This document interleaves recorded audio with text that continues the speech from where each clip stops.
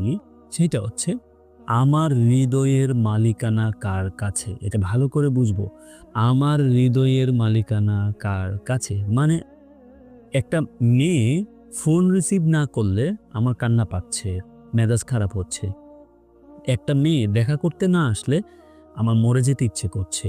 একটা মেয়ে আমার আই লাভ ইউ ফিরিয়ে দিয়েছে বলে আমার মরে যেতে ইচ্ছে করছে। তার মানে এই যে আমার ইচ্ছা অনিচ্ছার মালিকানা দিয়ে দিয়েছি আরেকটা মেয়ের কাছে। আমার ইচ্ছা অনিচ্ছার মালিকানা দিয়ে দিয়েছি আরেকটা ছেলের কাছে। ওই ছেলে যদি আমার প্রপোজাল অ্যাকসেপ্ট না করে আমি মরে যাব। ওই ছেলে যদি আমার সাথে ব্রেকআপ করে আমি মরে যাব। মানে আপনার মনের মালিকানা, জীবনের মালিকানা, ভালো থাকা না থাকার মালিকানা দিয়ে দিয়েছেন আপনি আরেকটা সৃষ্টির কাছে। নিশ্চয়ই মনে রাখবেন, মানুষ ইনসাফ করতে পারে না। সৃষ্টি ইনসাফ করতে পারে না। ইনসাফ একমাত্র আল্লাহ তাআলা করতে পারেন। এই জন্য